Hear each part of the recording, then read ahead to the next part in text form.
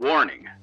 The following podcast is utter nonsense and may cause agoraphobia, kleptomania, insomnia, and oppositional defiance disorder. We are required by law to provide you with this disclaimer for hazardous materials.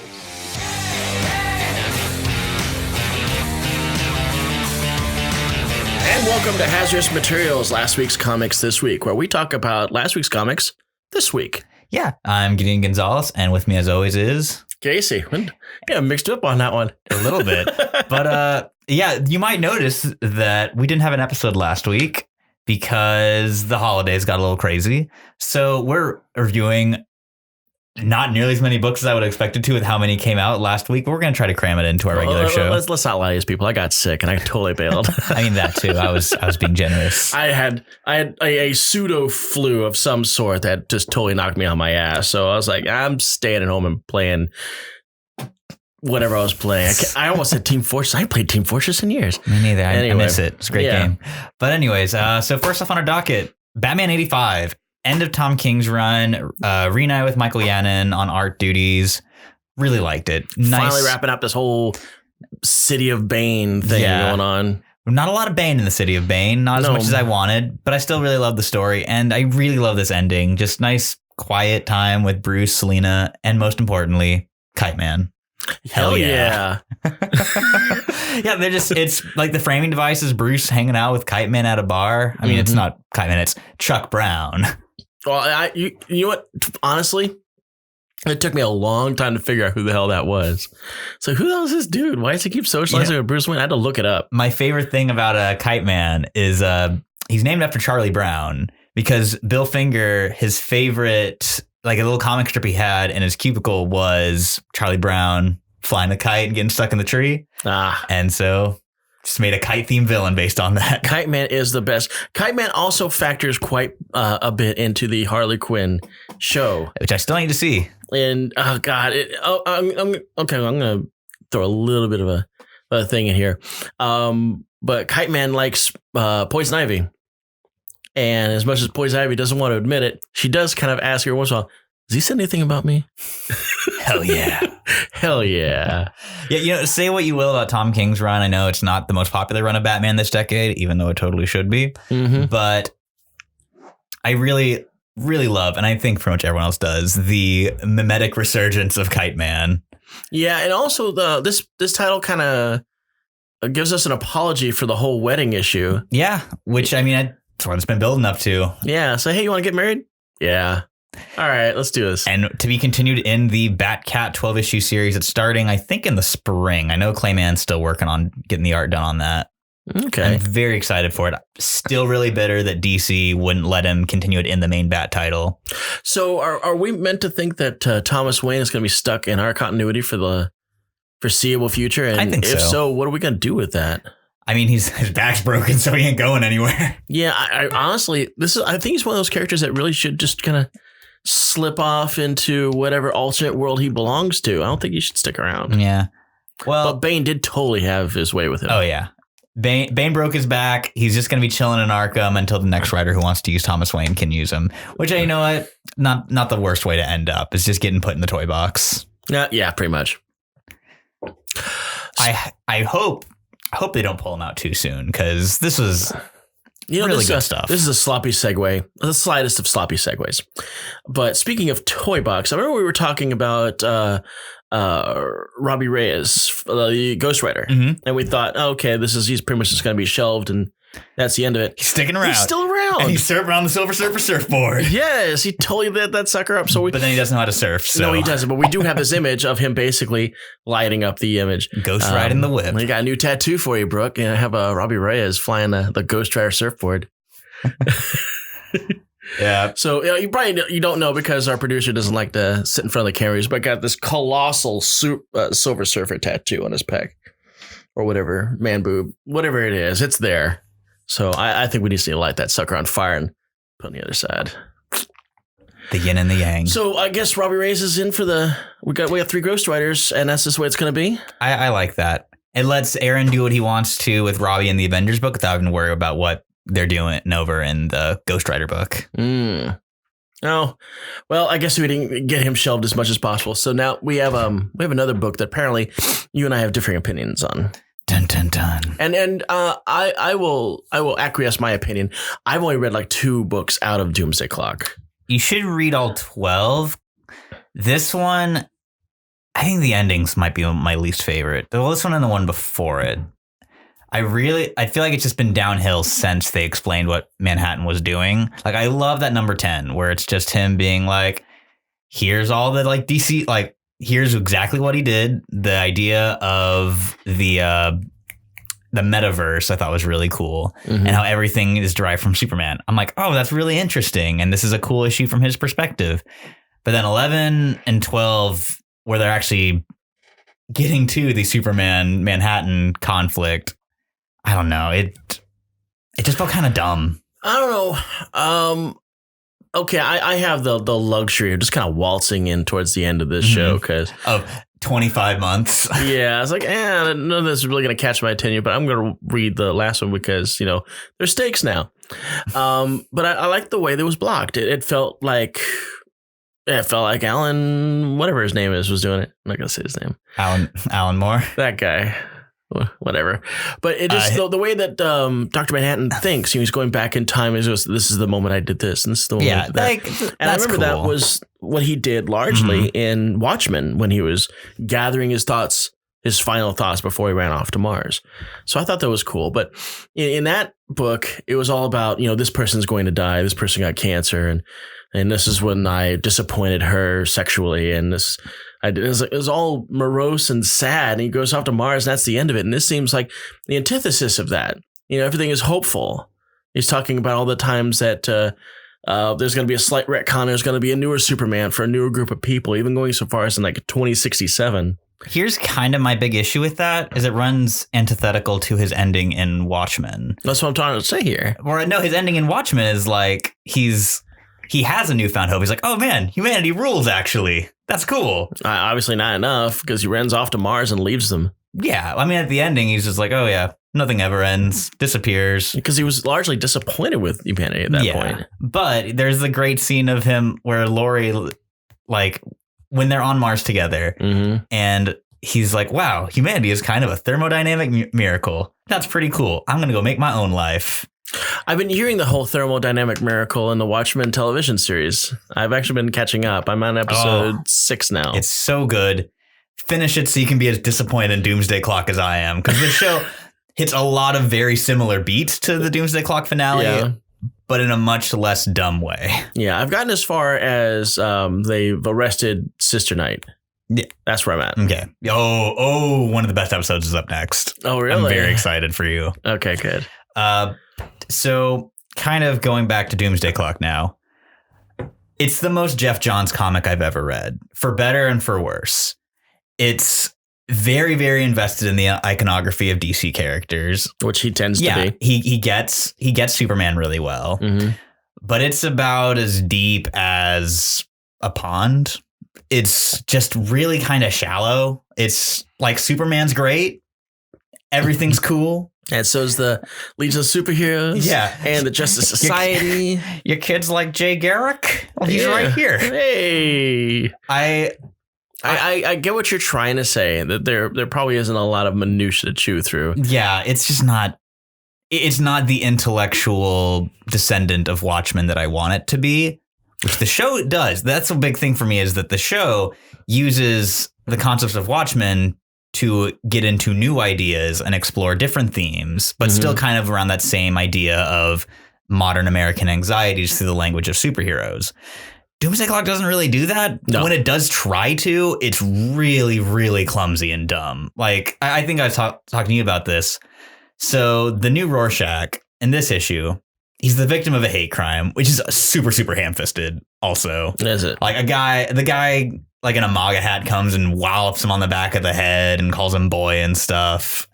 And then he leads to a segue of him going on this both sides are bad rant about Twitter and toxic people online. I'm like, okay, you're from 1992, New Shack, and you've never interacted with a cell phone in this entire book. What do you know about Twitter? It is so out of left field. Like, it's a it's like a 2-page sequence, and it's just like, what does this have to do with anything? Trying to keep my own personal politics aside, that does seem rather forced. It was very forced. Now I will concede the point.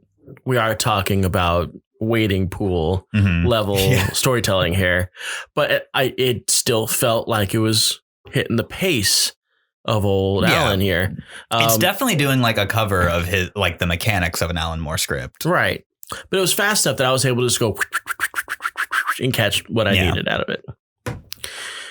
Okay. So you basically hated it, and I was like, I was okay with it. Like, I didn't hate it. I just found it kind of frustrating. Come on, especially you hated it. It comes out the same week as the finale of Watchmen. One of the best hours of TV I've seen. Do you feel like you were compromised as a reviewer? I think so, maybe. Well, I guess we're going to move on from this one then. But once you see that Watchmen episode 9, you're going to be like, damn Doomsday Clock. We're going to revisit that. Get better. Sorry. We're going to revisit that next week because I'm going to crank through the rest of the episodes tonight and tomorrow. But we got a new number 1 up on our horizon. Apparently Suicide Squad needed a reboot. Yes, it did. After the last run didn't kill anyone. Strangely enough, we're going to try something new here. And now our new thing, we're going to get rid of Amanda Waller.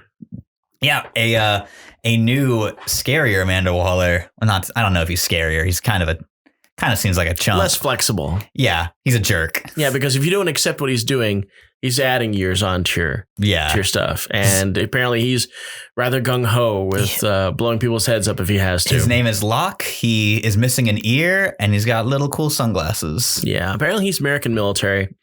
So there's this... I guess you would call them eco-terrorists. Like you can just call them maybe like a superpowered Antifa or something like that. They're pretty rad. I really dug this new cast of characters. So they're running around doing their thing, blowing up nuclear submarines and stuff like that. They're an Australian superhero team is the deal. Yeah, because those are Australian subs that they blew up. So they blow those things up. They take one of them. And then while they're in that third sub, they disarm the missile. And so you kind of get an idea of what they're all about. And so you get Task Force X, which is largely filled up with a couple of high rollers. We don't have King Shark. We have the Shark. Yes, because he is less viable and not going to be in a movie next year. Yeah. So we've also got Deadshot, who I still think belongs in the Secret Six book. We got Harley Quinn. I don't know why. Tom Taylor does write a really good Harley. He does, but I just don't. I've never really understood why she's in this. My biggest issue is Harley and Deadshot. You know they're not going to get killed. So it kind of takes them some of the fun. But they sell comic books and they're right front and center on the cover. Yeah, but then you got the Crusader. Oh, and Cavalier. Not the Cavalier. I apologize. Yeah, as soon as I saw him introduced, I was like, that guy's dead. And what a way he dies. Yeah. Oh, God. You got his head punched apart. Yeah. Asita, one of the new characters, has a robot arm, and she's also like built like a brick shithouse, so she's pretty huge. I didn't know she even had a robot arm until she punched his head. She punches through his head. Yes. And they show it. It's rad. And then poor Magpie. Okay, so there's this small thief character called Magpie. No one's favorite John Byrne creation. Really? Oh, that's right. So she's clearly not wanting to be there. So much so she goes, you know what? I'm just a thief. I'm a low-level thief. This isn't my scene. Can I just get out? Oh, yeah, we're just going to add another year to your sentence. I'm going to end up dead. And she does. She did. The villain that brought Batman and Superman together in the post-crisis age. And she got killed off camera. And she just ran into somebody and goes, I really don't want to be here. And the next frame, we lost Magpie. Saw that coming. So who else do we got lose here? My boy Zebra Man, Batman's greatest foe. He's got magnet powers and a mohawk and zebra stripes. Were you bitten by a radioactive zebra? No. What's the theme? I never really thought about it. Really give it much thought. I love Zebra Man. I was very, very excited to see him in the Lego Batman movie. And I'm delighted that he did not die and is going to stick around for me to get emotionally invested in him and then probably get killed off. He's going to get totally wasted. We don't really need a Zebra Man. That's what I like about Suicide Squad is that... And they could kill Shark. Yeah, they could kill Shark. Because apparently DC loves big shark men. They're great. I wish he was drawn more like Shark and less like King Shark. Yeah. I feel like you can tell the difference? I feel like they'd originally planned to use King Shark and then last minute editor was like, hey, we like this guy. He's going to be in a movie. He's in a cartoon right now. So... Mm-hmm. So I always feel like King Shark or the Shark is just an opportunity to tear apart a protagonist or eat him, and I was not let down. Yeah, one of those fishy boys that's one of those on Atlantean guys. You're always a good brother to me. I was like, oh yeah, you're done, and he got tearing apart. I'm 5 weeks from retirement. I'm too old for this shit. And so basically what winds up happening is Locke was using the new Suicide Squad as bait to get this group of characters to be his new squad. Who he quickly bombs using Deadshot and his sniper rifle, shooting little bitty bombs into I thought that was really cool. I was like, that's a quick way of going about it. So we've got a pretty big cast now with all new characters. Who are ready to die. Who will live, who will die, who will ever be the same. My favorite of this new bunch is Jog, who is a speedster, but only in short bursts. So his utility belt is like full of snacks, and he's got a little bit of a gut, and he's always looking winded. Love that guy. I'm excited to see more of Jog. I'm kind of curious to see what his effect looks like, because we didn't really get to see his power in the first issue. Mostly Wink, who's a teleporter, got a lot of play in this one, and the Airy, and they've got big old bird wings. I really thought they was going to take a bullet. I mean, more than the one he took. Yeah, they got shot in one of their wings. But yeah, I'm very excited for this book. I love Tom Taylor, Bruno Redondo's art. Really cool. I do like this art. This is nice and clean. Yeah, it's and all the characters he's designed for this. If nothing else, they all look incredibly distinct. You will remember them. Yeah, they all have unique silhouettes. So you exactly. Yeah, the silhouette test it passes. Yeah. So, like, I can even tell you what TNT looked like. TNT is such a good name. Who was the first to die? It's up there with Rexplode. Yeah, he explodes. And so we get to test out the old bullet bombs at TNT's head. Poor guy. All right, so definitely one to follow. I'm excited to see that in future episodes. You decided to bring another gigantic comic, and it was that Wonder Woman one. Yes. From Daniel Warren Johnson, who was the writer and artist of Murder Falcon, one of my favorite books of the past year. It is a very, very metal Wonder Woman comic. It's Wonder Woman Dead Earth. Yes, this is a lot of it's fairly gory. Yeah. It's medium level gory. It's from DC's Black Label, so they can have all the cussing and murdering they want. Not a lot of cussing, but I didn't really recognize Diana in this book. Oh yeah, she's super scraggly, which I really dig the aesthetic of it. And Batman looks like he's been dead for a long time. Oh yes, this is very, very far post-apocalyptic future. Now, I kind of thumbed through this because I quickly discovered it's another 50-page monstrosity, and I'm not really big on Wonder Woman comics by and large. I'm a huge Wonder Woman fan, so I kind of leaned on you to read this, but I did page through it to kind of get an idea of the story. The only thing that didn't catch is she seems like she's just arriving there. Yes. Was she like entombed? She was, she's wakes up from a stasis pod. Okay. And she pulls a fry. Yeah. So she needs to get caught up on what's going on with the world. There's some sort of big nuclear war happened in the past. Very Planet of the Apes style. Very few human settlements left. She has to do gladiatorial combat with a horrifically mutated cheetah, which we're going to show because I love this design. She's got those teeth that go up into her ear. She's got one of her fists is turned into another cat head. I didn't see that. I didn't catch that. I actually need to see that. It's gnarly as hell. I would actually ask you to show it to me. No, you got it bagged.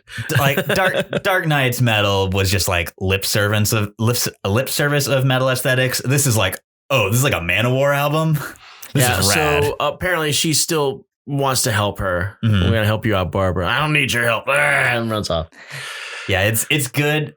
It hits that balance of Diana being a messenger of peace, but also she's strapped for war. So yeah, you get to see her slice up all sorts of monsters. Sick as hell. I'm very, very excited for the next few issues. So I know absolutely nothing about this next book. What is this next book? It's Klaus. Yes. And the Life and Times of Joe Christmas. So Klaus is Grant Morrison's badass Santa comic. It was originally a 7-issue mini by him and Dan Mora, where it's going the origin of Santa Claus. Fights the Krampus, delivers toys to the kids, has a big sword. His sleigh is pulled by wolves. Very good. Where the hell do you get this stuff? Oh, it's so good. But he and Dan Mora every year since then, they release a one shot, a big 80-page story. And it's become a Christmas tradition for me. There's one year called Crisis in Xmasville where he has to fight the Coca-Cola Santa, where it's like evil corporate version of Santa who is also a werewolf space pirate. It's amazing. It's like Lobo Santa. Yeah, I guess a lot of people don't realize that the classic red and white Santa Claus that we've all enjoyed for almost 100 years is clearly the product of Coca-Cola. Oh, yes. Yeah. I mean, it's the whole thing. And just like Rudolph was a product of Sears. Mm-hmm. And yeah, another thing I really like about Klaus is that it has a very... While you don't see all the adventures, it jumps around in time and has like callbacks to like fictional team ups with other Santa Clauses. Like there's basically a Justice League of like international Santas. What a strange yearly predicament. The Russian like blue outfit Santa's there. It's really, really fun comics, really inventive stuff. I had no idea that this happened. And this year's issue it's set up kind of like an advent calendar, but it came out the week of Christmas, so I didn't get to read it like an advent calendar. But it's all 2-page spreads, like vertical style, going backwards through the life of this kid, Joe Christmas. And it's a really sweet story showing him team up with Santa throughout the years. Like the first page is like he's dead, is like his grave, and it's going back and showing him all these team ups and wild adventures with Santa. See a giant cat fight in World War II.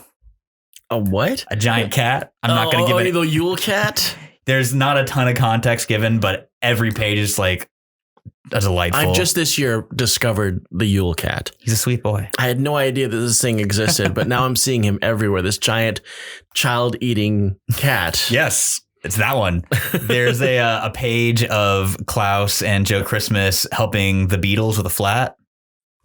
The Beetle with a flat. The Beatles, like the band. Oh, okay. That's good. Yeah, and like kind of like, and the end reveal. Do you mind if I spoil it for you? Go for it. So the end reveal is that Joe Christmas was a kid who was abandoned on Christmas Eve. Like he was like a little orphan baby, and Santa, while he was flying through, like picked him up and dropped him off with a family. Okay, well, that was awfully nice of him to do that one child. Santa's been keeping an eye on him like ever since. And presumably there are other kids. I mean, this Grant Morrison Santa is basically like Silver Age Superman in terms of power.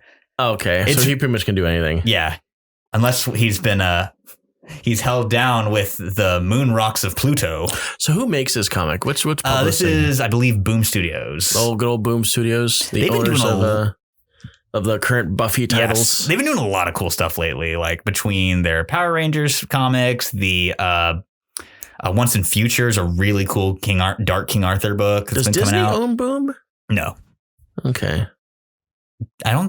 Disney doesn't own the Power Rangers, do they? Well, when 20th Century Fox was bought out by Disney, Dark Horse lost the Buffy license and it went to Boom Studios. Interesting. So I'm just kind of curious. I don't believe Boom is owned by Disney, no. And this seems kind of arbitrary to remove it from Dark Horse, which is doing gangbusters with it. Yeah. As I totally hijacked this subject.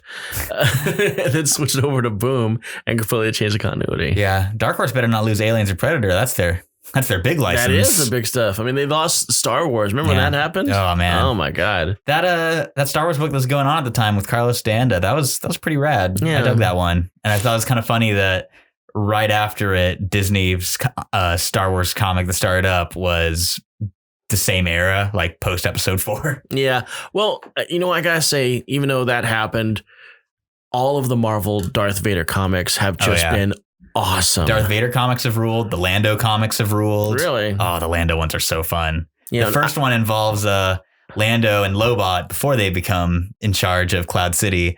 They steal a ship. Unbeknownst to them, is one of Palpatine's personal transports carrying a ton of Sith artifacts. Oops. It's a very good heist gone wrong comic. So is Lobot an android? He's a cyborg. Like he starts off just being a dude, but he becomes more and more robot as time progresses. Okay. Because I remember in Empire, Lando hit that switch, and you just go over to Lobot being. I was like, okay, I wonder what's going on there. He's got a cool headpiece. Yeah, he does. Reverse Geordie LaForge. Yeah, exactly. He's got the old man accountant hairstyle going on. But yeah, so moving on to yet another book I didn't read. This is the Black Hammer universe. Yes, love those titles. This is what we would call a Skulldigger and Skelleton Boy. Yes. Good cover. such a good character design for both of them. And I did enjoy the innards of this that you showed me. I don't know anything about it. So it's written by Jeff Lemire, who's been written, I believe, almost everything in the Black Hammer universe. I think only like 1 or 2 spinoffs haven't been written by him, with art by Tonci Zonjic. And the premise of the book is Skulldigger is a former teen sidekick who was killed or went missing. We don't really get a ton of backstory for him. We just know he used to work for this one superhero who is currently the mayor of the city. And that was like a big part of his campaign. It was like, yes, I was this great hero, folks. And now I'm here to be a public servant. Okay. But he's clearly got like a slimy backstory to him. So what we're looking at here is Red Hood. Reimagined. Yes. Red Hood, but good. Yeah. Sorry, Red Hood fans. I'm not a big fan of the character. If you're a fan of Red Hood and the Outlaws, check out now.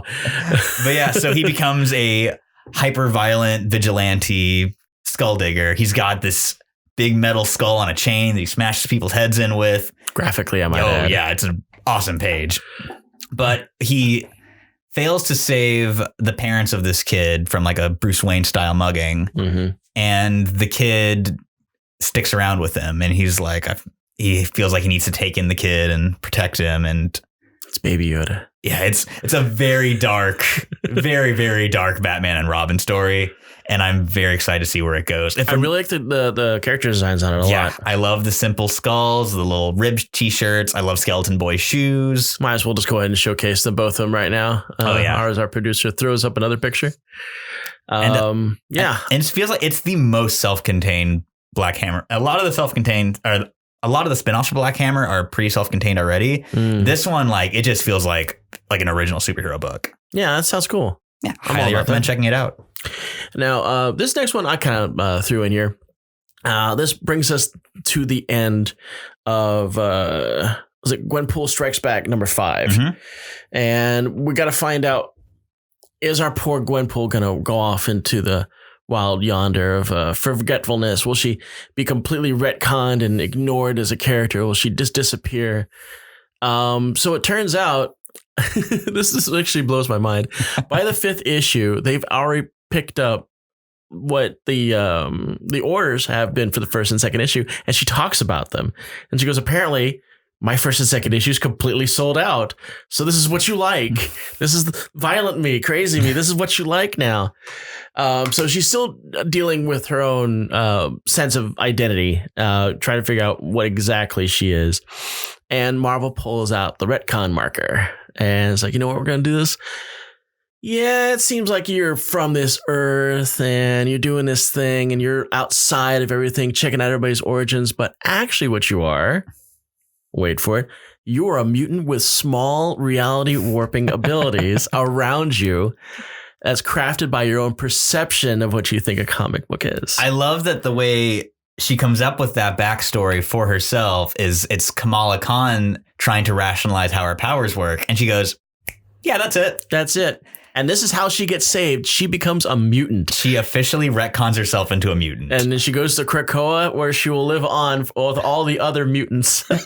You can't get rid of her now. My initial joke was when she's like, there's like, you're going to survive forever if you're a mutant. I was like, oh, honey, mutant teens have a very high fatality rate. But you know what? Ain't nobody dies on Krakoa. That's quite true. Old Chucky Z came back within a day. Yeah, he's already back. They mentioned in specifically 24 hours took for bring Charles Xavier back. And I like that they put that timer on it. Yeah, and they still talk about the fact it's a difficult process. Oh, yeah. And how everyone was like on pins and needles waiting for it to work. I'm still waiting for Pyro to die again. We all know what's going to happen. So we can lose that stupid tattoo, which I guess that works as a segue. I guess first, thank you, Leah Williams and David Baldeon, for making this great Gwenpool comic. Absolutely. I was a big fan of Gwenpool, and I got this as a joke comic, and I actually became emotionally invested in her struggle to stay alive. Because, I mean, for all intents and purposes, she was us. And she wanted to stay relevant. She wanted her concept to stay alive. And she had all the same concerns that comic book fans have with their favorite characters. It's like, oh, is my character going to be popular enough to stay in a book? As you know, with me, I've got a character that's easily marginalized. And I get excited when he gets used, but then he's forgotten about for like years on time. So I always have to stress out about that. So I guess that's the connection I felt here, you know? Is she going to be popular enough? And then you find out for real, almost in real time, she is popular enough, and issues 1 and 2 have been selling out. I do have some bad news, Casey. Uh-oh, what'd you tell me? I don't think they're going to be able to retcon Sabretooth into being a mutant. But you get my pain. I do. As someone who let's loves... make him a hero. Oh, we're not making him a hero. Oh, by the way, all mutants are welcome except for this douchebag. I mean, in Charles's defense, Sabretooth is the worst. He is the worst, but I mean, he has the potential to be better. This is an easy well to go to. Oh, yeah. I'm such a freaking fanboy of this dumb mutant. But speaking of the mutants, Marauders. since Gwenpool is now officially a mutant book, Marauders. Yes. Really fun little heist one-off story. Yeah, as Kitty Pryde continues to try to convince Bishop to be her Red Bishop. You look so good in red. You've already I'm got not the doing name. this. I have long thought it's so weird they've never done a story with Bishop in the Hellfire Club. He's already got the name theming, and now they are. So I want to be part of the Hellfire Club. I need you, Bishop. Come on. Thank you, Jonathan Hickman and Gerry Duggan, for making my dream real. So they're still showcasing poor Pyro doing his bit with that stupid black tattoo on his face. And I love the fact that everybody knows that that's a stupid black tattoo he's got on his face. That skull, it's so tacky. It's so god-awful it doesn't even look cool. It doesn't even fit in with his shtick. Mm-mm. It's like, Pyro, what the hell, man? We're trying to be heroes here. He's going for that Ghost Rider look. Yeah, it's not working. Yeah, and we all know he's going to get totally whacked. He's going to come back and he's going to be bitchy because he doesn't have his tattoo on. We'll have to go through it all again. Poor boy. The art in this book continues to impress the crap out of me. Yeah, this one was a guest from Lucas Werneck, because Matteo Lolli has done the first 3, I think. They might have just done the first 2. And this cover looks great. Oh, yeah. Russell Dodderman's covers have been amazing. And my biggest thing is no offense to Lolli and Werneck, but come on, Russell Dodderman's one of the best artists working today. It's so beautiful covers. And I'm so waiting for him to get put on a X book, because he is very publicly and often said that the X-Men is his favorite comic. And I like I like it when I hear about fans becoming fan writers. I'm really glad that Marauders is actually doing really well. Considering all the other titles going on right now. I find it just as much of a draw as X-Force is right now. Which X-Force is the best it's been in years. X-Force, yeah. After kind of a tepid first issue, X-Force is just going rad. I am in there. I love favorite thing about this issue, the Forge stuff. I love Forge. I loved everything about Forge. I loved his little what's his name? Carl Weathers and Arnold in Predator moment with Wolverine. The big. I like it's the little wants me to make something. I'm gonna wait until he's begging me for it. So apparently Wolverine has asked Forge to make him something. We don't know what this something is. With adamantium. Because they finally addressed how Logan keeps getting new adamantium every time he resurrects. And this goes back almost to our first episode when I talked to you. It was how the hell did they bring back Wolverine with adamantium? How did they pull this off? Forge got a bucket. He got more than a bucket. He's got a tank of this stuff. Big bucket. So yeah, we finally get that explained. So whenever poor Wolvie dies, he gets rebonded all over again. And a small price to pay for which is a lot more believable than having the 5 summon adamantium out of nowhere. I was you got to get a technician in on this one. Do you remember in Ultimate X-Men when they introduced his son, little Jimmy Hudson? The blonde one. And he pops his claws for the first time. And then just adamantium runs up him. And he's like, whoa, that's weird. And Kitty Pryde's like, must be a secondary mutation. And that's the only way they addressed him having adamantium claws. He's in the 616 universe now. Yeah, he's running around. I wonder if he's on Krakoa. Maybe. That needs to be addressed. Logan's Kids. Logan's Kids. That would be a better title than Fallen Angels, which we totally skipped on this week. Yeah, I dropped Fallen Angels after number 1. Yeah, I refused to deal with it. At first, it was just bad. And then it was uninteresting. And then what they started to try to do with X-23 was just unacceptable. Just really frustrating. Yeah. Just a lot of backtracking. I don't need an entire series that's going to unmake her backstory. I will say, on the topic of Fallen Angels, a member of that book's getting a solo book. No, Baby Cable. Yeah, Kid Cable by Jerry Duggan and Phil Noto. I don't know. What are they're just going to call that Cable? Yeah, it's just called Cable. You can't really call it Little Cable, Baby Cable, Kid Cable. That isn't going to fly. Children's programming. Exactly. So that's coming out right about the same time that Wolverine is. Yeah, that's going to be in the spring or in February. Yeah. Yeah. So they keep announcing more of these Dawn of X titles, but we haven't heard what Leah Williams is working on. Haven't heard what Vita Ayala is working on. And we haven't heard about Moira X at all, which is the book I'm most interested in. Yeah, I haven't seen hide nor hair of her, but then from what I understand, she's kept in a chamber. Yeah, secret. Yeah, secret Moira. Secret chamber. Okay, so New Mutants also came out this week. As is Excalibur. Yeah, as well as Excalibur. Nothing really happened of them. Excalibur got recognized by the Queen, so now they're officially Excalibur. Yeah. Working for the British public. And it was cool for like the first half of the book, and then it quickly went into, hey, look, druids. As soon as the druids showed up, I checked out. I like the druids being like, Richter, you a cool one. You respect the earth. Have this gem. I don't want that. I'm not a druid. You get druid gems now. So I didn't really care for Excalibur. New Mutants, I liked the book, but it was way too simple. It was basically just boom, going in and dealing with the fact that the secondary team has been held hostage by these people who are from a nation who's been plagued by sickness. And you think, oh, okay, I'm going to sympathize with this villain. And the guy's like, nope, I want to sell that drug. Nope, I'm going to sell all the drugs you give me. I was like, all right, well, nah. Yeah, Excalibur and New Mutants, both good, but like not as much to dig into with Marauders and X-Force. Yeah. And just looping back to X-Force, I want to talk about that ending. Oh, absolutely. Where the gate gets hacked while Wolverine and Quentin are going through it. So Quentin gets decapitated and Logan is bisected. Yeah. I want to see little torso Wolverine just slashing up some dudes in the next issue. I absolutely too. I mean, this is not the first time that we've seen our good man Logan bisected. We were just talking about this a couple weeks ago. Yeah. Poor Wolverine and Hulk, which I found out apparently it got finished. And it rules. And I still need to read it, but Hulk towing Wolverine apart. I'm like, God, I wonder how that's going to go. And then you told me he's like wandering around with like a little torso. So we're going to get torso Wolverine, I'm fairly certain, in this next issue. And then poor Quentin flat out beheaded. And I think with that, we're going to go ahead and take our break. Yep.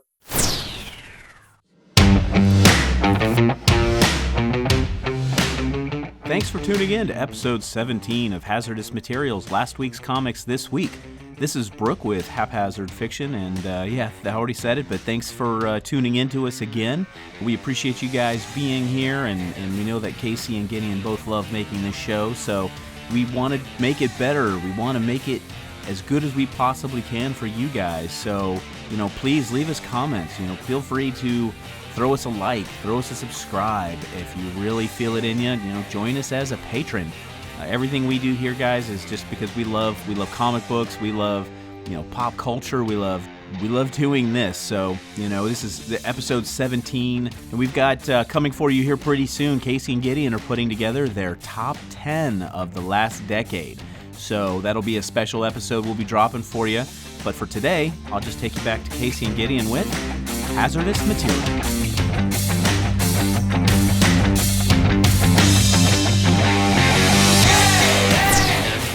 And we are back with our first news item of today. It's still kind of in the rumor stage, but it's exciting enough that I want to talk about it. A lot of people are talking about it. Yeah.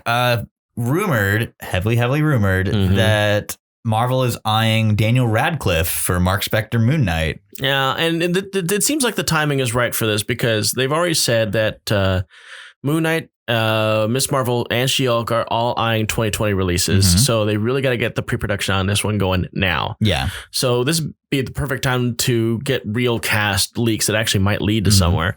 And this bit of news is actually coming from more than one direction. So I'm thinking this has probably got some legitimacy.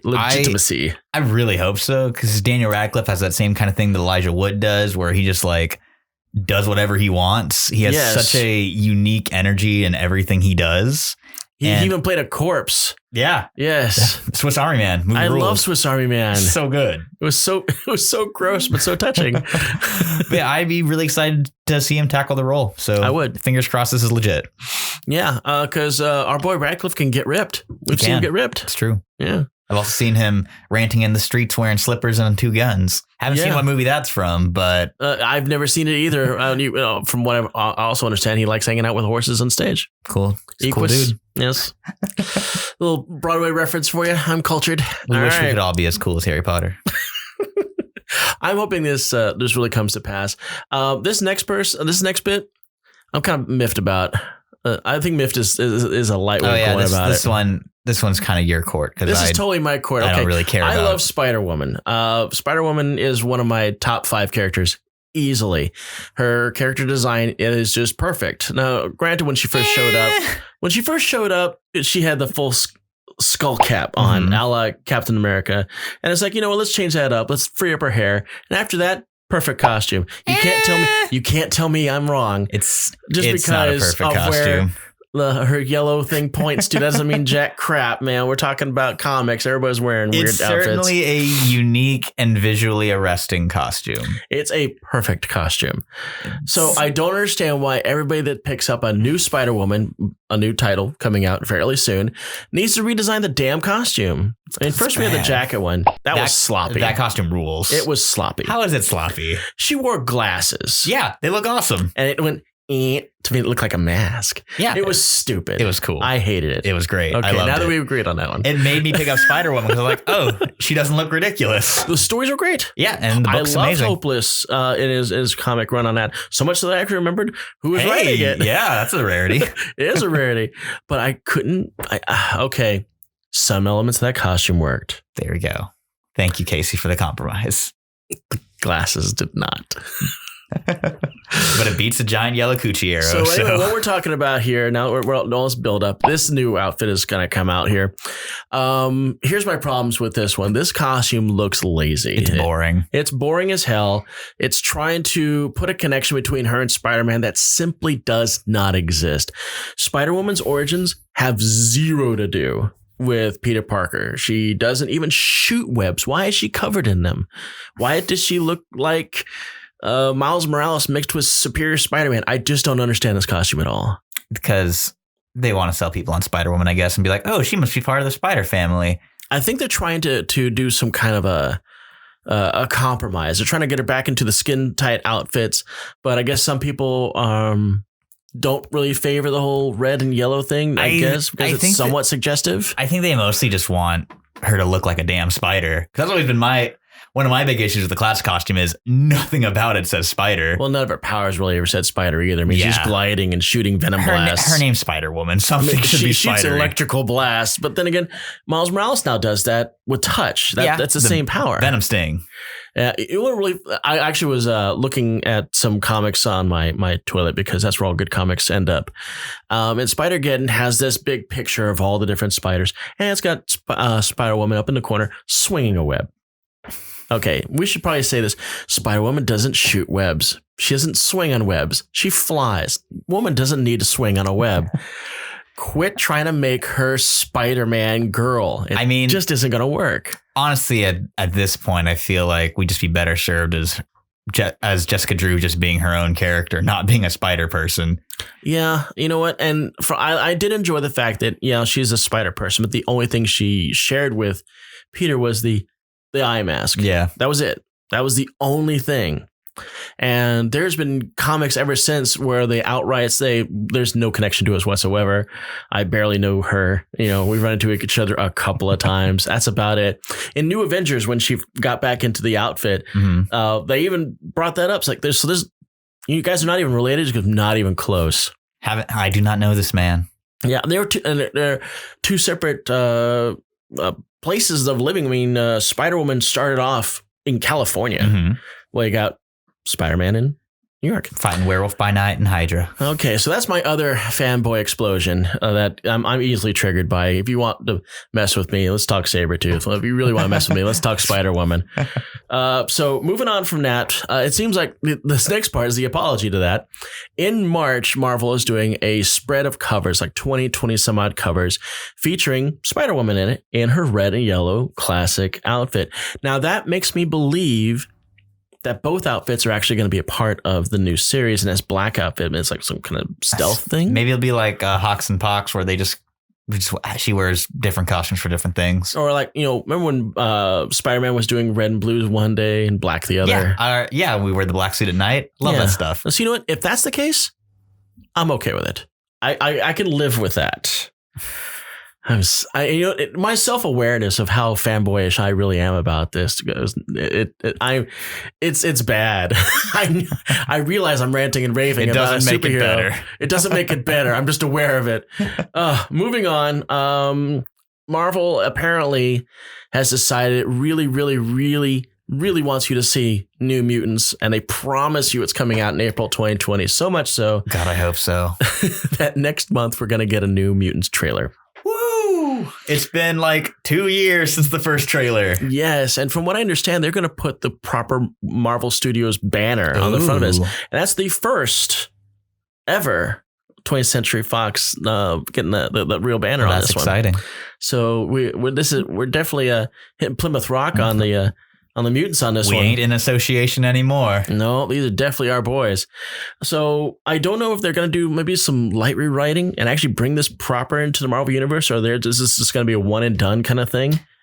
I hope it's integrated because I like all this. I like most of the cast. Mm-hmm. I'm still not crazy about the cast for Roberto. No, I'm not either. Yeah, do not like that. And we've talked about that before. Oh yeah, the lightning of Roberto. Yeah, that's just not going to fly anymore. And I love the fact that the New Mutants issue right now, it clearly defines Berto's a dark skinned boy, and he needs to stay that way. So I'm excited about most of the cast, especially Anya Taylor-Joy as Magic. Absolutely. And, what's her name? The girl who played Maisie Arya. Williams. Maisie Williams as Wolfsbane. Two just out of the park casting. Mm-hmm. But I don't know, man. That's a lot of heavy lifting for like the first mutant movie in the MCU, you know? Yeah, I don't know if they're... Is it getting a theatrical release? Yes, that's the whole thing. Ooh, yeah, this is exciting. The real deal theatrical release. I thought it was going to get like shipped off to Hulu. While I was thinking this was going to be a one and done kind of thing because we still need to figure out mutants into the Marvel Universe, and I thought we were going to do that with the Doctor Strange movie. Yeah, we'll see. We really can't do that with this movie without outright filming more stuff. So I think this is just one of those, hey, we're just going to get this out. It's April. It's close enough to summer. Maybe there'll be a little disclaimer of like, this movie is not in the MCU. Please do not be confused. Bye.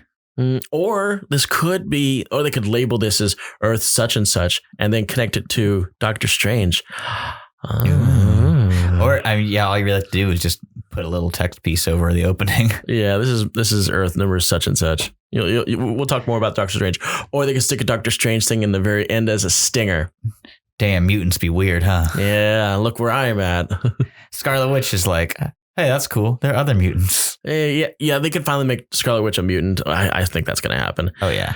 Moving on from exciting kind of stuff to Birds of Prey got rated, and it got rated R. That didn't really surprise me. I guess they decided after Joker made its solid billion that let's just start making some R-rated movies. But I'm just not interested. The marketing department has really done very little with this movie. They really haven't even released proper trailers. No, they did a full trailer. It doesn't really feel like a full trailer. It just feels like some imagery. Yeah, that's true. None of the women characters in this look striking. There's no comic influence on their outfits. They're just kind of like in street clothes. Yeah, exactly. Street clothes. And that doesn't fly in a comic book movie. I hate to say that, but it just doesn't. You got to have some flash. I mean, even at least Harley Quinn looks like Harley Quinn for the most part. Mm-hmm. At least the way she did from Suicide Squad. Well, my big But Huntress? Huntress doesn't look like Huntress. I like Black Canary's bell bottoms. I'm curious to see Jurnee Smollett's performance. I think she could be cool, but we've got nothing about Black Canary in the trailers. Yeah. You don't even know what's in there unless somebody told you. I think she has a line in the trailers, but it's nothing of substance. It's just like Harley. I think the Cassandra Cain character feels like a throwaway. Yeah, completely like divorced from the Cassandra Cain that I like from the comics. Yeah, absolutely. For those of you who don't know, Cassandra Cain is like Batgirl number 3. Yeah. Probably my personal favorite Batgirl. And she's a bad mother effer. She is, I think, the second best fighter in the DC universe after Lady Shiva. At least. Or maybe she's tied. Lady Shiva's daughter. Yeah, her and David Kane. Yeah. And man, it's such a good series. I really, really, really love the Cassandra Cain Batgirls. And so that's just another reason that I'm not super jazzed about Birds of Prey. Yeah. But my big issue with it is that the main villain is a character named Black Mask. And he's not wearing the mask. Not in any of the promotional materials so far. Not even in the damn Funko Pop. Yeah, I don't know what's going on with that. I don't know if they're just going to try to use his name as, I guess, like an online alias. The club that he owns is called the Black Masks. Is that where they're getting it from? That might be, maybe at the end, they'll do that thing that always drives me crazy in superhero things where they don't look like the comic character until the last 10 minutes. Oh, yeah. Or they don't want to cover off, they don't want to cover up the money because Colin McGregor is not, he's not D-level money. Yeah, he got the pace for. He's got that Obi-Wan star power. He got that, yeah. And so we want to see his face, and that then actually runs in parallel with a lot of issues that happen in superhero and supervillain movies. Is that you run into a character who's covered his whole face, and they keep using every opportunity to unmask. I think the only time that we've ever run into that where that didn't happen is in the current Mandalorian series. Yeah, which from one episode to episode 7. That bucket has stayed on. Well, I haven't seen the finale, so don't spoil that for me if he takes it off. I will not. And moving on to some comic news. So we probably should have covered incoming in this week's releases. But I mean, it's basically just an advertisement for next year's product We don't line. really want to talk about solicited comics during our comic news. Exactly. So we'll talk about it as news. Yep. Buff that sucker. The big thing to come out of it is that Marvel's big event for 2020, Empire, is going to focus on Hulkling, who is the son of Mar-Vell and a Skrull woman. Skrull princess. Yes. He is royalty on both sides, is uniting the Kree and the Skrull empires. I never saw that coming. Yeah. It's wild, and I'm really glad they're doing something cool with Hulkling. And of course, what really caught my attention with this was, this image that they're using for their promotional materials looks like somebody's been murdered. Mm-hmm. So it's a murder mystery. And as I'm reading, it's like, okay, cool. Let's check out this. It's like, okay, Kree, Skrulls. Okay, cool. And then my eyes fell upon the one thing I dreaded. No. Nullis screwed himself into a non-Kate's title. Somebody else has picked up the baton of this stupid symbiote villain. The null pages in this issue were written by Donny Cates. Oh, but if he shows up in Empire, it won't be as a Cates joint. So he might take a stop with the Kree and the Skrull while he's riding his stupid symbiote dragon to Earth for Absolute Carnage 2. Symbiote Boogaloo. It does feel like some crazy Mary Sue of a villain. It's like it's like if I wrote comics, and I brought a certain blonde villain on every single book that I touched, I would get annoying quick. More so than now. Yeah. But that takes some doing. It would take some doing. So for Case to be bringing in this null guy as his apex villain constantly, it's just kind of grating on the nerves. Yeah, and it took you pointing it out to me to make it that much worse. Yeah, drives me nuts. I'm so kind of sick of symbiote lore now. And I used to love the symbiotes because, obviously I was a child reading Marvel Comics, so I thought Venom was the coolest thing from sliced bread. Oh, absolutely. My top favorite villains, Venom was one of them, and now not even in the top 30. Yeah, he has significantly fallen from grace for me. Far, far away. He got invited to the Avengers recently. Did you see that? Yeah, I saw that. He turned it down. Venom Island now. Yeah. Going back to that old Eric Larson Spider-Man, I Killed Thee Well.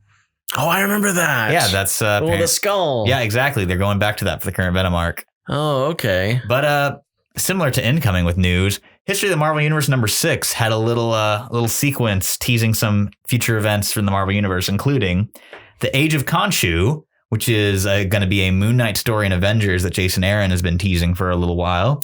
Perfectly setting up the fact there's going to be a Moon Knight TV series. Yeah, no cross promotion there. Hopefully we'll get a new Moon Knight solo book soon. Mm-hmm. The Interstellar Reign of the Half-Breed. Obviously, we know that's about Hulkling now. Yep. The Rise of the Outlaw Generation. Eve Ewing is doing a book called Outlawed, which is going to focus on the teen heroes in the Marvel Universe facing a new law that specifically outlaws teen vigilantism. I did not know that. Yeah. And that sounds really compelling. Yeah, and Eve Ewing is fresh off of Ironheart, which was really, really good. Really turned me around on the characters. First, I was like, just whatever. And Marvel hasn't done something like that since The Initiative. Yeah, I'm really excited to check it out. And I love The Initiative. I like getting into that legal nitty gritty of the superheroes. Exactly. The King in Black, null. Duh. And this is the one that made me flip a table. Not really, but metaphorically in my mind. The Wedding of Tony Stark and Emma Frost. One of my favorite characters and one of my least favorite characters. Really? I loathe Iron Man. Do not like Tony Stark. You're not digging on... Man, Tony is so damn charming. Even as a comic book character, he charms you. Though? Is it just the Clark Gable mustache? That reminds me, man, back in the day, back before the Iron Man movies, Tony Stark was really known for his Vincent Price mustachio. That's all he had, because that was back in the 70s and 80s, having a very small mustache and nothing else was... And a glorious mullet. Yes, was considered trendy and stylish. But then the movies came out, and then we need to give our boy Tony a beard, and has had a beard ever since. Oh, yeah. But besides my ship war rage aside, I'm perfectly happy with Emma's current placement in the Summers Love parallelogram. Would you say that your hatred for Iron Man is parallel to my hatred of the Sentinel? The Sentry? That's the guy. Well, I hate Tony so much I can remember his name. So. No. Screw you, getting guitars. I don't know. Maybe I feel like Iron Man takes up more of my headspace than the Sentry does for you, just because I have to see Iron Man all the time. Let's take a spot to listen to my photographer sneeze in the background. But moving on from my fanboy rage, the tragic fate of Luke Cage and Jessica Jones's second child. Curious to see where that goes. The Defenders of Tomorrow. Nothing on that yet. Mm-hmm. And the fate of Mephisto, which that's been building up to a while now, because he's been popping up in a lot of the Spider books. He's been popping up in Avengers as a kind of puppet master for all these other teams. He made a deal with Miles last year in Champions. He's also been getting his ass kicked out of his own throne on a regular basis. I mean, that's pretty much Mephisto to a T. What's the longest stretch you think Mephisto's held on to being King of Hell? Probably from Surfer up to the 80s. I was actually going to bring that up. Yeah, his first appearance back in the day. I think it was during the Surfer, because it wasn't really a big storyline. No. Mephisto was, for all intents and purposes, the devil, and no one else really wanted the gig. And if they did, that they were just demons from other dimensions, like Satanish or Nog, or he's not Satan, but he's the dweller in Satanish. Darkness and all that other stuff. I had a fair amount of knowledge of my demons from my Marvel Universe days of studying that book. I'm very, very excited to see what they do with Mephisto. There's a upcoming Avengers cover where it's got him hanging out with the Squadron Supreme, Namor, Damian Hellstorm, and one other villain that's been hanging around Avengers lately. But just ooh, all of these separate plots that and Dracula and the you nerd. And the and the Soviet super soldiers. So I'm very excited to see all of these plot lines Jason Aaron's been building up in Avengers that have all been individually rad, leading up into a nice, awesome villain team up. Now, we've made no illusions about you and I are big fans of the old 70s Marvel Dracula. Oh, yeah. Love me some Tomb. Yes. And I want to address the fact that Dracula nowadays, as you can see him in this, looks nothing like he did in the 70s. Yeah, I miss his little mustache. Love that Gene Colan realness. Yeah, he's wearing armor. He's got big flowing white ponytails and no facial hair. I want my 70s Dracula. I hope Jason Aaron brings that back, because right now Dracula in Avengers is looking pretty desiccated. Yeah, he's a withered old man version of the Twizzler armor Dracula. Why do you think that they did this to Dracula? Boring mid 2000s aesthetics, going for that Francis Ford Coppola Dracula armor look, which is stupid. Mm-hmm. I'll say it right now, Francis Ford Coppola's Dracula, garbage movie. I can't agree with you there. People clown on Keanu in that movie, but everyone's terrible in it, with the exceptions. 2 exceptions. What? Gary Oldman does good, and Anthony Hopkins is the only actor who knows what movie he's in. Completely over the top. He's the only one that's oh, this is a stupid movie. Oh, okay. I can't agree with you there. I enjoyed Dracula quite a bit. Keanu was out of his element with his accent. The Castle. But he has redeemed himself in recent years to the badass 50-year-old he is now. And maybe Winona Ryder was a little over the top too. Anthony Hopkins definitely, he knew I'm in a Dracula movie. And and I'm crazy ass Van Helsing. I'm just going to casually talk about beheadings while I'm eating dinner. Actually, you know what? Who is pretty cool? Tom Waits as Renfield. Yes. Did you hear they're doing a Renfield movie? I heard something can't about remember that. what And I studio's thought that I was doing just it. tripping balls when I heard that. But yeah, Not that I trip balls, but just, and I've never heard it ever since I heard it that one time. I don't remember who's developing it, but I was like, oh, I'd watch it. I like Renfield. He's a cool character. The scariest part of the original Dracula, it's that scene where the boat comes into port and there's just this deranged guy while the entire boat is empty. Yeah, well, he's like screaming his adulation as I did all of this for you. Poor Renfield. He is like the epitome of I gave you everything and you left me this weird bug eating ghoul. I guess if nothing else, a movie's probably better suited than say a sitcom. Can we say that it's at least better than Frank Languella's Dracula? I like Frank Langella's performance as Dracula. Oh my God. I haven't seen his Dracula in years. What about Dracula 2000? Oh, definitely better than Dracula 2000. Okay, good. Remember Gerard Butler somehow managed to be Dracula and the Phantom of the Opera and completely whiff both of them? Huh. Because, man, two things the Phantom of the Opera needs to be able to do: be ugly and sing. And Gerard Butler can't do either of those things. No. He's a very attractive man. He's a very handsome man with a very limited vocal range. Yes. All right, moving on to this one. I'm excited about this, Wart. I'm a Trekkie. I love me some fresh Trek, and apparently we're getting it now that Viacom has finally figured out. You know what, CBS? You know what, Paramount? You guys need to like figure your crap out and just go one. Because for a long time, a lot of the Trek properties were over here at Paramount, largely from the movie stuff, and TV stuff was over here owned by CBS, and that got into the way of a lot of their tertiary properties. Like, you did not just yawn while I was talking about Star Trek. I love Star Trek. I needed to yawn. Well, we're talking about Star Trek Online. Star Trek Online was having some problems with licensing of its various ships because of this split. But now, all in one pot, all of our Star Treks come from one place, and we got Picard, which I'm really excited about. And before this show has even hit, season 2 has been greenlit. So, nice. What are your thoughts on this? I'm very skeptical of Picard, the show. I'm very worried it's going to fall into that trap of, hey, look, it's that thing from Next Gen you like. Which you think that they're going for straight nostalgia on this, or do you think there's something fresh? I hope it's something fresh. The trailer was a little too actiony, you know. You think it's too much actiony for an 80-year-old man? Like, yeah, it just looks like a big blockbuster movie, at least from how they're advertising it. When that's not what I come to Star Trek: The Next Generation for. Maybe, I guess they're trying to draw in. I won't say cautiously optimistic. I am optimistic because I like any fresh Star Trek. And I thought Discovery was going to totally shit the bed, and it turned out to be the best Star Trek show ever made. I haven't gotten to check it out yet, but I'm excited to. You should. I think we've had this discussion before. More than once. Yeah, I really want to check out Discovery, but okay, I'll tell you what. I'm going to tell you this. I will finish Watchmen if you get into Discovery this week. But I got to get a CBS account, though. You can make that happen. Come on, it's $6. We'll see. It's $6.95, right? And I do want to watch Twilight Zone, so yeah, and there's plenty of other stuff that's on there. Yeah, Jordan Peele's Twilight Zone is actually really good. Yeah, I love that first episode with Camille Nanjiani. Yeah, exactly. So you've got it right there. Spend your $6. Watch Discovery. Watch a Star Trek. Watch a Star Trek, and this will also give you an opportunity because Picard will be on the same service, and that's coming out the 23rd or 28th. I will say this though, I definitely marked out when Riker showed up. I was like, oh, number one. That also throws into something.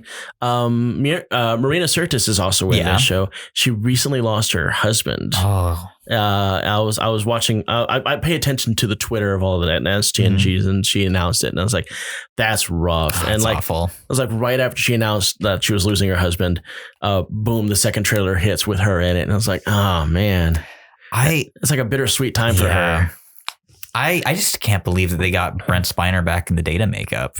You know, it's got to be enhanced digitally like crazy. Yeah. But they did a great job. Yeah, he looks great. Good for him. And I've always been wondering, it's like, how are we ever going to get it back in Data? It never occurred to me that we could get the technology that they've been using in Marvel movies and in The Irishman most recently in de-aging. And it's like, frack, man. The Android man. We got our Data back. I'm excited about this. Now, finishing up our news bit, Anne Rice has been trying to get the Vampire Chronicles into a TV series for probably about 10 years In now. hindsight, we probably should have been talking about this when we were dunking on Draculas. We should have. It would have been a nice segue, but That's not what we're about on this show. We'll fix it in post. No, we're talking about the fact that Hulu did have the license for Vampire Chronicles, and apparently they bailed on it. And I was like, when I first found out this bit of information, I was like, well, why did that happen? Is there a fly in the ointment? Did somebody let a fart out in the wrong executive's office? But then I found out what's going on is that Anne Rice is pretty much going on all or nothing. She's getting up in the years. I follow her on Facebook, and she's like 80 something. And I guess for $30 million, she is giving movie and television rights for all the Vampire Chronicles in perpetuity. And when we're talking in perpetuity, we're talking like 20th Century Fox, X-Men, Sony, Spider-Man. As long as you're making stuff, it's yours. That's a pretty good deal for $30 million. Yeah, it's a really good deal for $30 million. But for whatever reason, Hulu didn't do it. I don't know who pulled out on that one. But I do know that at Paramount Studios is one of the 4 people that are highly interested in this. And I'm curious to see where this goes, because I was really looking forward to that TV series. I even actually saw like some of the scripts that they were looking like. I didn't really see the scripts, but they would go on Twitter and go, hey, look, this is the script for the first episode. I'm like, oh, cool. I've always thought that this particular property is something that needed a television service because of all the minutia and all the different character development. Like I was talking to a friend of mine recently, is that they got all these old vampires they really couldn't get into too deeply with the movie because of a short amount of time. Mm-hmm. So what are your thoughts on this? Not a big Anne Rice fan. Never read one of the books. I liked... I'm completely blanking on the title now. Uh-oh. The Tom Cruise, Brad Pitt one. Yes, Interview with Interview with Vampire. Yeah. Yes. Yeah, Interview with Vampire, pretty good. Yeah, it was really great. Queen of the Dam, not too good. Not so much. Although Queen of the Dam did have one epic scene with Leah when her playing that like thousands of year old vampire walks into that bar and discovers that these things are beneath me. I'm going to set them all on fire. That was a great scene. Yeah, it was better than any of this kind of similar scenes in Blade Trinity with Dracula. Exactly. Old Snake Bones Dracula. Speaking of bad Draculas, sorry, Dominic Purcell. Yeah, you're a better pyromaniac than you are a vampire Lord of the Dead. I didn't really think that worked. God, Trinity could have been so much better. It could have. You had Ryan Reynolds in it. How the hell could you shit the bed? First fix is we do a little Gene Colan Dracula. Yeah. We need to get the old school Dracula. We definitely need to get involved in retroacting our Dracula so he doesn't look like some kind of 90s. Man, that's the third one you've done. You are the worst today. It's getting real late. My boy Gideon needs a nap before we end this episode. So I'm getting real low, big guy. Well, you know what? I think that's probably a good time to wrap it up. That's our last of our news bit, and hope you've all enjoyed us. We, of course, have our Patreon site if you want to check us out. We promise we've got content on there, including our super secret episode where we kind of screwed up on the video on that one, but it's there. So if you want to check us out, episode, what was it, 13? I think it was. It was episode 13. So we got a Patreon. We got ourselves an Instagram. So all the images you see in this episode are going to show up in our Instagram account. If you feel like supporting us, give us a subscribe, hit the bell. We'll let you know our episodes hit every Tuesday, right before the new comics hit. So you got anything you want to say? No, I think that's going to wrap it up for this week. All right. We'll see you next week.